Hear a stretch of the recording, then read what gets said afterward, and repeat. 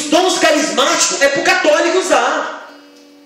Mas a gente pensa, é só para o fulano. Não. Os dons carismáticos é para todo católico. Mas nem todo católico utiliza porque não conhece. Como eu falei anteriormente, a gente só ama aquilo que a gente conhece. Então lá em 1 Coríntios 12, versículo 4 vai dizer o seguinte: há diversidade de dons, mas um só Espírito. Os ministérios são diversos, mas um só é o Senhor. Há também diversas operações, mas é o mesmo Deus que opera tudo em todos. A cada um é dada a manifestação do Espírito para proveito comum. A um é dado pelo Espírito uma palavra de sabedoria. A outro uma palavra de ciência. Por esse mesmo Espírito. A outro a fé. Pelo mesmo Espírito. A outro a graça de curar as doenças. No mesmo Espírito. A outro o dom de milagres. A outro a profecia. A outro o discernimento dos espíritos. A outro a variedade de línguas. A outro, por fim, a interpretação das línguas. Mas um e o mesmo Espírito distribui todos esses dons, repartindo cada um como lhe apraz. Palavra do Senhor. O Espírito Santo, gente, você pode conferir aí, contar aí na Bíblia aí, ó, são 9 dons. Dons efusos.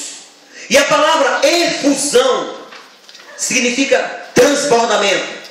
Significa... Lembra do refrigerante que eu trouxe aqui agora há pouco, no início? Que esse gás sai. A efusão significa saída, gente. O Espírito Santo que está dentro de nós, ele quer fluir, ele quer movimentar-se em nós e através de nós. O Espírito Santo está dentro de você, ele quer agir através de você e em você. Esse mesmo Espírito Santo está dentro de nós, como eu falei que nós somos como uma vasilha do refrigerante. E quando nós abrimos o refrigerante, é possível nós bebermos o refrigerante. Então nós somos como um recipiente, somos esse templo onde o Espírito de Deus habita em nós. Só que nós temos que abrir o coração.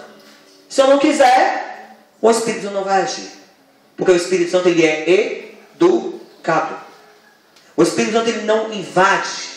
O Espírito Santo não força. O Espírito Santo ele não fala, olha, você vai ter que agora usar os dons. O Espírito Santo ele age em quem dá abertura para ele. E o Espírito Santo dá os dons carismáticos para quem ele quer. O dom de milagres para quem ele quer. O dom de cura para quem ele quer. Mas a palavra fala que ele reparte todos esses dons a cada um como lhe apraz. Então, irmãos, essa palavra efusão, transbordamento, saída, é como uma renovação do nosso batismo sacramental. Quando nós falamos batismo no Espírito Santo, nós estamos querendo dizer efusão do Espírito Santo. Quando nós falamos batismo no Espírito Santo, não é um outro batismo sacramental, não. Tem um povo que fica confuso. Porque agora a renovação carismática está falando de batismo no Espírito Santo, que é outro batismo sacramental. Não é. O batismo sacramental nós recebemos quantas vezes? Uma única vez. Uma única vez na vida. Então, quando nós falamos batismo no Espírito Santo, nós estamos falando dessa saída, desse ruar de Deus em nossa vida. A renovação do nosso batismo sacramental, confirmado na crisma, pelo qual fomos incorporados em Cristo e na sua igreja. Através do batismo, confirmado na crisma, nós somos incorporados em Cristo e na sua igreja. Como uma nova efusão, ou derramamento do Espírito Santo em nós. Para quê, gente? Para que se torne a realidade em nossa vida tudo que está implícito no batismo. No batismo sacramental. E possa desenvolver-se nela toda a sua graça e toda a sua vida em ordem à nossa santificação e à edificação da igreja. É para isso que nós temos que usar os dons efusos. Irmãos, existe um documento da Igreja Católica chamado Lumen Gentium. Significa luz dos povos. A Lumen Gentium 12, luz dos povos, é um dos mais importantes textos do Concílio Vaticano II. que foi em 1979 que os bispos reuniu com o Papa na época para justamente fazer um concílio, e a partir dali realmente houve uma grande manifestação do Espírito Santo em toda a igreja. Nessa Lumen Gentium diz o seguinte, presta bem atenção, galera, isso que interessante, olha só, não é apenas através dos sacramentos e dos ministérios que o Espírito Santo santifica o povo de Deus. Também, o povo de Deus é santificado pelos sacramentos, pelos ministérios da igreja, mas aqui na Lumen Gentium fala o seguinte, não é apenas através dos sacramentos e dos ministérios que o Espírito Santo santifica e conduz o povo e orna as virtudes, mas repartindo seus dons como lhe apraz, conforme 1 Coríntios capítulo 12, versículo 7. Então, irmãos, nós recebemos o batismo do Espírito Santo, a infusão do Espírito, quando nós recebemos a Sagrada Comunhão, também, mas quando nós impomos as mãos pelas pessoas e pedimos a infusão do Espírito, e pedimos o batismo no Espírito Santo. Assim diz esse documento da nossa igreja, Lumen Gentium, capítulo 2, Lumen Gentium 12. Então, irmãos, os dons carismáticos são dons de serviço para servir a mim ou próximo? A mim ou próximo? Tá. Os dons infusos é para mim. Os dons efusos é para o próximo, para o outro. Então, os dons efusos são ferramentas que o Senhor nos dá para evangelizarmos com poder e com autoridade. Os dons efusos, jovens, é para você evangelizar outro jovem com poder e com autoridade. E para isso nós temos que pedir o Espírito Santo que venha sobre nós, agir através de nós. Tá, Nivaldo? Então, quais são esses dons efusos? Nós vamos dividir eles em 3 categorias, se você puder anotar. A primeira categoria dos dons efusos são os dons de inspiração. A primeira categoria são dons de inspiração. A segunda categoria são os dons de revelação. A segunda categoria é qual? Revelação. A terceira categoria são os dons de poder. Qual é a terceira? Então, inspiração, revelação e poder. Vamos falar junto, irmão, para massificar. Inspiração, revelação e poder. Então, quais são os 3 dons de inspiração? Dom de línguas, dom da interpretação e dom da profecia. Esses dons são chamados dons de inspiração. Os dons de revelação são discernimento dos espíritos, sabedoria e ciência. E o dom de poder, dom da fé, dom da cura e dom de milagres. Então nós vamos falar sobre esses 3 dons, irmãos. O dom de línguas, nós rapidamente falaremos sobre ele. Hoje é muito comum a questão da oração em línguas, né? Algumas pessoas antigamente falavam assim, mas é porque eu não entendo nada que esses carismáticos xalalalaiá, esse xalalalaiá eu não entendo. E irmão, não entende mesmo? Não, filho. Nós não entendemos a oração em línguas pela lógica, pela razão, pela psique. Nós simplesmente cremos pelo dom de poder, que é o dom da fé. Então, o dom de línguas é uma oração feita sob o controle da vontade da pessoa e utilizando as faculdades normais da fala. O intelecto não é usado. Agora eu quero fechar meu bem forte. Agora eu vou orar em língua. Agora eu vou... Não vai entender nada. Não é pela força, gente.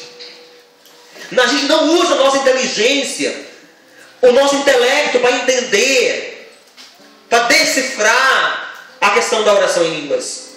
O intelecto não é usado pelo fato da oração não ser compreendida pela própria pessoa.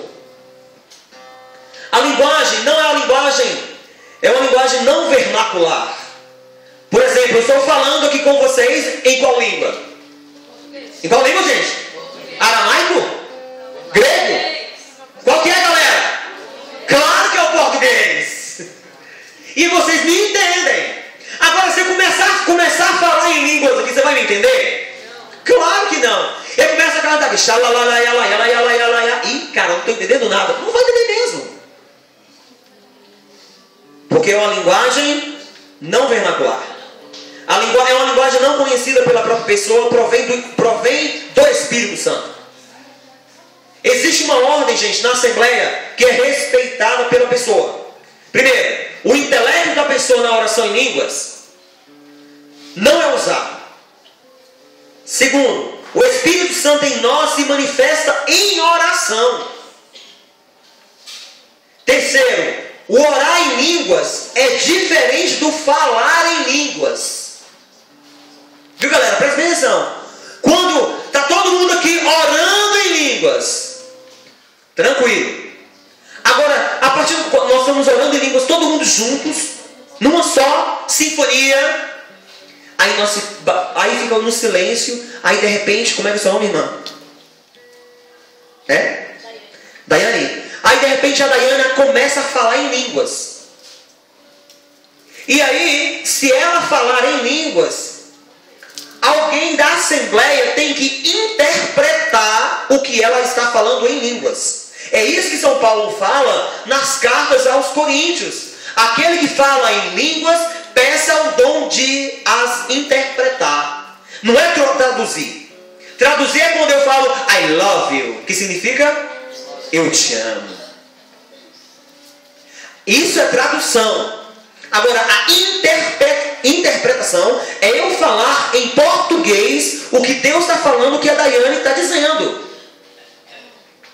A Daiane lá começou a falar em línguas. Senhor, o que você está querendo dizer com esse falar em línguas da nossa irmã? E Deus me dá um impulso no meu coração para eu falar o que Deus está dizendo. O Senhor está dizendo para nós nessa noite, irmão, que está tirando de nós todo o vazio. Isso é interpretação em línguas. Ok? Interpretação. Então, irmãos, a palavra, como nós falamos do dom de línguas, existem essas duas diferenciações. Do falar em línguas, do orar em línguas e do cantar em línguas. Que agora não, aqui não é um seminário de vida para a gente mergulhar nisso. Aqui eu vou dar só uma pincelada. Então tem o dom de línguas. O falar em línguas é uma ação de Deus movendo alguém a falar em voz alta através da linguagem não vernacular e necessita interpretação, a fim de que toda a comunidade compreenda e seja edificada. Por exemplo, se a Daiane começar a falar em línguas, só ela, e não há interpretação, a assembleia, a comunidade não é edificada. Por isso que precisa da interpretação. Alguém a interpreta. A interpretação, Daiana, pode ser, você pode também interpretar. Você falou em línguas, teve silêncio e Deus te fala para você falar aquilo que Ele falou através do falar em línguas. Ou a Daiana ou uma outra pessoa que esteja na assembleia. O dom da interpretação das línguas, irmãos, é a ação de Deus pela qual a pessoa proclama a mensagem com a mesma emoção interior recebida. É falada em línguas e não há uma tradução, conforme 1 Coríntios capítulo 14, versículo de 5 a 27, vai falar justamente isso. São Paulo falando à comunidade de Corinto: olha, se você fala em línguas, peça o dom de as interpretar. E aí São Paulo lá no versículo 27, 1 Coríntios 14, 27 diz assim: desejo que todos faleis em línguas. A Daiane falou em línguas, houve a interpretação. Aí daqui a pouco o Giovanni fala em línguas, aí vem a interpretação. Aí de repente você, irmão, como é que é o teu nome? A Tami fala em línguas, aí vem a interpretação. A comunidade é ou não é edificada? É edificada, porque houve a interpretação das línguas. O terceiro dom, irmão, é o dom da profecia. Nivaldo, o que é dom da profecia? É adivinhar o futuro? Não! Não é. O dom da profecia é uma mensagem divina em transmissão humana. É a palavra de Deus comunicada pelo profeta, pelo homem ou pela mulher. É a expressão do pensamento da vontade de Deus através do instrumento humano. É Deus falando em alguém pelo Espírito Santo, segundo a vontade de Deus. E, irmãos, quando a pessoa fala em línguas, tu já viu aquelas pessoas num grupo de oração, num momento de oração carismática, tem aquele, a gente canta, depois oramos em línguas, depois vem o silêncio e uma pessoa começa a profetizar. Quem já ouviu essa manifestação do Espírito? Levanta o braço. Ok. A pessoa que faz a profecia, a profecia sempre deve ser na primeira pessoa do plural ou singular? Do singular, porque é Deus falando. Por exemplo, a pessoa teve todo o ciclo carismático, teve o silêncio, e aí alguém na assembleia começa a profetizar. Meus amados filhos, eu nesta noite, eu quem? É Deus falando através do profeta. Eu nessa noite estou curando os seus corações de toda dor, de toda angústia, de toda tristeza. E aí é Deus falando através da pessoa, na primeira pessoa do singular. Eu não preciso mudar a minha voz para profetizar. Não, eu falo a minha voz normal. Não precisa mudar de voz. E assim, a profecia, ela deve ser confirmada. Confirmada por quem? Pela Assembleia. Se Deus fala, por exemplo, Deus está falando na profecia que Ele está curando o coração. Aí de repente, como é que é seu nome, irmã de óculos? Gisele? Gisele? Não de cá. Poliana! Aleluia! Aí de repente, a Poliana também sente que Deus está curando o coração das pessoas. Deus falou através da Pamela, que Ele está curando os corações, etc e tal. E aí, é preciso ela falar a mesma profecia, ou não nas mesmas palavras, mas ela pode falar a palavra confirmo. Confirmo! Em alta voz. Porque você está... Deus revelou para ela e revela para você também, através da profecia. Então você fala num bom tom, confirmo.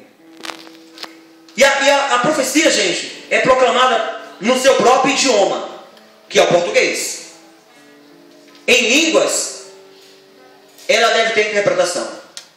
Por exemplo, a Daiane de novo, ela interpretou, ela falou em línguas. E aí, como é que é o teu nome, irmão? Você, irmão. Aí o Vitor sente na emoção de profetizar. Aí ela falou em línguas. Aí daqui a pouco o Vitor, ele percebe, ele sente que através do falar em línguas, Deus está nos falando uma profecia em línguas. Aí Deus nos fala em português através da profecia. Ou Deus fala através da Daiane, através de uma profecia. Na primeira pessoa do singular, Deus falando através da profetisa que é a Daiane. Ok, irmãos? Pelo menos na teoria, entenderam? Na teoria. Ok. E a profecia, gente, ela serve para três coisas. Para exortar, consolar e edificar a Assembleia. Deus nos exorta? Puxa a orelha? Sim. Mas na profecia, Deus não condena a pessoa. Grave e escreva isso aí, gente. A profecia não é para condenar a pessoa. A profecia não é para revelar pecados. A profecia é para exortar, para consolar e para edificar. Conforme 1 Coríntios capítulo 14. E existem três diferenças, gente. Da profecia verdadeira, da não profecia e da falsa profecia. A profecia verdadeira gera uma paz no ambiente.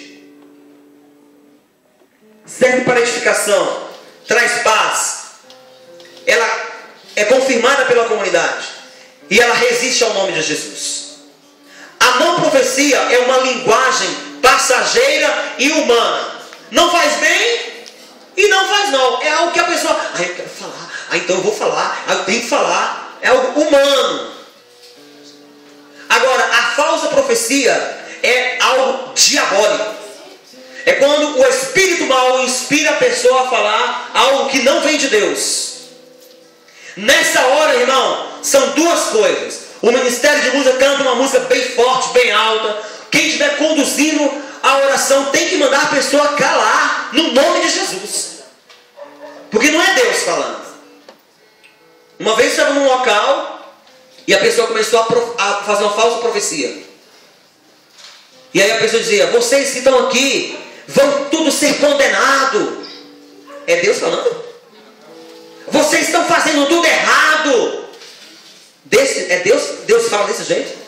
Condenando, humilhando, ridicularizando a pessoa? Não. Na hora lá o irmão estava conduzindo, começou a orar em línguas. Aí a assembleia começou a orar em línguas e abafou aquela falsa profecia. Então, irmãos, é por isso que nós precisamos pedir a Deus o discernimento para saber qual é o Espírito que está falando. Se é o Espírito Santo, se é o Espírito humano, que é a vontade humana, ou se é o Espírito diabólico. Um outro dom do Espírito, um outro dom efuso, dom carismático, é o dom de ciência. Qual é o dom? De ciência. O que é dom de ciência, Nivaldo? O dom de ciência nós podemos chamá-lo também de dom de revelação. Padre Moacir Anastácio, o Senhor está curando uma pessoa aqui com a dor de cabeça. Qual o dom que ele usou? De ciência. Juntamente com o dom de cura. Deus revelou para ele que tinha uma pessoa que estava lá, que estava com a dor de cabeça. Isso é o dom de ciência. O dom de ciência é uma revelação divina através de uma palavra de conhecimento da glória de Deus, em fatos. Ele revela a verdade e libera a autoridade. Eu vou te dar um exemplo que aconteceu comigo hoje. Hoje é dia de finados, não é isso? Eu fui no cemitério do Gama, nós fomos cantar no cemitério, e na Santa Missa, né? E o que acontece? Chegou uma mulher, falou assim: Nivaldo, eu queria que você, mais o padre, orasse por mim. E ela já chorando. Ela falou assim: olha, na quinta-feira que eu fui no grupo de oração, eu não sei se foi você ou se foi outra pessoa que revelou que Deus estava curando uma pessoa que estava com enxaqueca. E naquela hora eu não estava sentindo nada. E eu senti uma queimação na minha cabeça, forte. E naquela hora, depois daquele dia, eu comecei a vomitar, eu não parava de vomitar. E eu fui para o hospital, eu tomei a medicação, só que eu estou passando mal desde quinta-feira. E aí, gente, sabe o que essa mulher falou para mim? Essa mulher chegou para mim e disse o seguinte. Ela falou: Nivaldo, ora por mim. Aí eu impus minhas mãos sobre ela. E comecei a orar em línguas, comecei a orar em português, depois comecei a orar em línguas por ela. E aí eu perguntei para Jesus: Jesus, mostre-me a raiz desse problema. Revela-nos, Senhor. Aí eu comecei a orar por essa mulher. Deus me deu uma visualização, uma visão de uma mulher acorrentada pelos pés. Eu falei: filha, o Espírito Santo me mostra uma mulher acorrentada pelos pés. E aí o padre Lindomar falou assim: filha, você tem uma saia rodada? Você já dançou uma saia rodada bem grandona? Aí ela falou: eu tenho, padre. E aí depois eu perguntei para ela: vem cá, filha, você já foi a algum centro espírita? Ela falou: já. Inclusive a minha sogra, ela é espírita. Eu falei: filha, você precisa de muita cura interior, de muita libertação. O que está acontecendo com vocês são sinais de libertação. E na hora que eu pus minhas mãos por ela, comecei a fazer uma oração de renúncia, começamos a orar por ela e ela começou a vomitar, jogar tudo para fora. Eu falei: joga para fora em nome de Jesus. E ela começou a jogar para fora. E aí, naquele momento ali, ela foi curada e foi liberta. Aí eu te pergunto: qual foi o dom de ciência que eu usei naquele momento? O dom de revelação. O dom de ciência. Que foi através da visualização. Deus mostrou a raiz do problema. Eu não sabia nada dela, mas Deus mostrou. Deus revelou. Então esse dom de ciência é um dom que ele revela algo que está oculto para a glória, para que a pessoa seja liberta para a glória de quem, gente? Para a glória de Deus. Então, irmãos, nós vimos o dom da profecia, dom de ciência. Agora, o dom da palavra de sabedoria. Nivaldo, que dom é esse? Que dom efuso é esse? Dom da palavra de sabedoria. É a revelação divina da maneira de agir cristamente. Conduz ao conhecimento do amor e da vontade de Jesus. Esse dom da sabedoria, gente, serve para a gente aconselhar a pessoa. Para nós indicar uma direção para a pessoa. Você orou para a pessoa, Deus deu um dom de ciência, revelou algo para aquela pessoa. Então, o dom de ciência é o diagnóstico. O dom de sabedoria é o remédio. Igual eu falei com essa mulher. Do dom de ciência, Deus revelou que ela tinha algo envolvido com o espiritismo. E qual foi o remédio? O dom de sabedoria que eu utilizei? falei para ela buscar uma boa confissão. Eu perguntei para ela, você já confessou que você já foi ao centro espírita? Ela, não confessei. Falei, filha, confesse. Na próxima confissão, fala, padre, quando eu tinha, há tantos tempos atrás, eu fui no centro espírita. Então, naquele momento ali, na hora do sacramento, da penitência, você, tudo aquilo que estava amarrando você, ali no momento ali você vai ser liberto. Você vai ser liberta. E aí, esse é o dom de sabedoria, para você dar o conselho certo para a pessoa, correto para a pessoa, indicar o caminho correto para a pessoa que você está orando. O outro dom, gente, é o discernimento dos espíritos. Qual é o outro dom?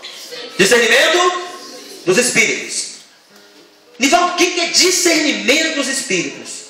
Irmãos, esse dom do Espírito Santo, esse dom carismático, é para nós percebermos qual é a vontade de Deus para executarmos as coisas.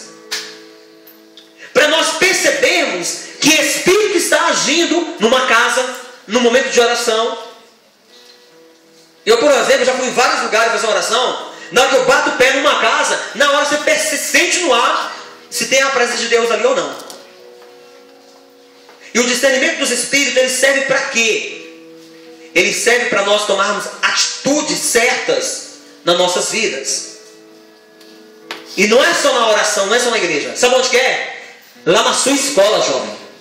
Quando algum jovem chama você para fazer uma parada errada, aí você fala, não vou fazer isso. Na hora você sente aquela luzinha acendendo, não faça isso. Aí você percebe na hora que o Espírito está movendo aquela pessoa ali, não é o Espírito Santo. Ó, vai lá e mete a mão na cara daquela menina lá que ela falou mal de você. É mentira, é fofoca. Aí você acredita, e você vai lá e pá, dá uma mãozada. Se você tiver o dom do discernimento dos Espíritos, você vai parar e pensar, será que é verdade? E na hora você pensa, eu acho que não é verdade. Se sente que não é verdade. É o Espírito Santo que está discernindo para você que existe um Espírito ali suscitando no coração, buzinando no coração daquela pessoa, no ouvido daquela pessoa, para você fazer algo que não é do agrado de Deus e que não é correto para a sua vida. E por isso nós precisamos desse dom, do discernimento dos Espíritos. Então o discernimento dos Espíritos, nós percebemos que qual é a vontade do homem, qual é a vontade do maligno e qual é a vontade de Deus. Por isso nós precisamos desse dom, do discernimento dos Espíritos. O outro dom é o dom da fé. Qual é o outro dom? Da fé. Que é o dom de poder. Hebreus capítulo 11, versículo 1. A fé é o fundamento da esperança, é uma certeza a respeito daquilo que não se vê. Vou fazer uma pergunta para vocês, galera. Para fazer essa igreja aqui, foi só colocar essas madeiras, pegou essa madeira, colocou aqui, colocou os caibros e colocou a telha? Foi só isso? O que é que foi preciso fazer aqui? Vamos lá, galera. Construção civil. O que é que precisou fazer aqui para essa estrutura se manter? Teve que ter o quê? A base. Galera, a nossa base é a nossa fé. Oséias 4, versículo 6. O meu povo se perde em falsas doutrinas por falta de conhecimento. O católico sai da igreja católica por falta de conhecimento. Ai, agora aceitei Jesus. Por que não aceita Jesus aqui no encontro? Aqui na Capela Santos Anjos. Aqui é uma oportunidade de encontrar Jesus. Oséias 4, versículo 6. O meu povo se perde em falsas doutrinas por falta de conhecimento. Conhecimento bíblico, conhecimento teologal, conhecimento doutrinal. Isso faz a nossa fé ser alicerçada. Por isso que a palavra fala que a fé é o fundamento da esperança a respeito daquilo que não se vê. Esse é o dom da fé. E a fé, gente, o dom da fé, esse dom carismático, ele é subdividido em 3 categorias. Anota aí. É a fé doutrinal, fé virtude e a fé carismática. Muito bom. Uhul. A fé doutrinal é a virtude teologal que nos leva a crer nas verdades reveladas por Deus. Ou seja, eu creio em Deus. A fé virtude é o fruto do Espírito Santo. Um dos frutos do Espírito Santo é a fé. A fé em forma de virtude, que significa que nós confiamos em Deus. Quando nós confiamos em quem?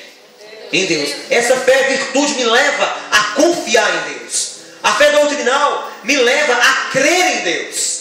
E a fé carismática me leva a depender de quem? A depender de quem, galera? A depender de Deus. Quando você tem a fé carismática, uma pessoa jovem vai falar para você: olha, eu tenho câncer no estômago, eu queria que você pôsse suas mãos no meu estômago para o Senhor me curar. Tem coragem, irmã? Você de azul, tem coragem? Fé carismática. De lá, irmã, impor a mão. Senhor, se for da tua vontade, cura esse meu irmão desse problema. Isso é fé carismática, de você ir ao encontro do outro. Igual eu falo com as pessoas: quando a pessoa me pede para orar, eu oro. Se Deus vai curar ou não, não sei. É com ele. A minha parte eu faço.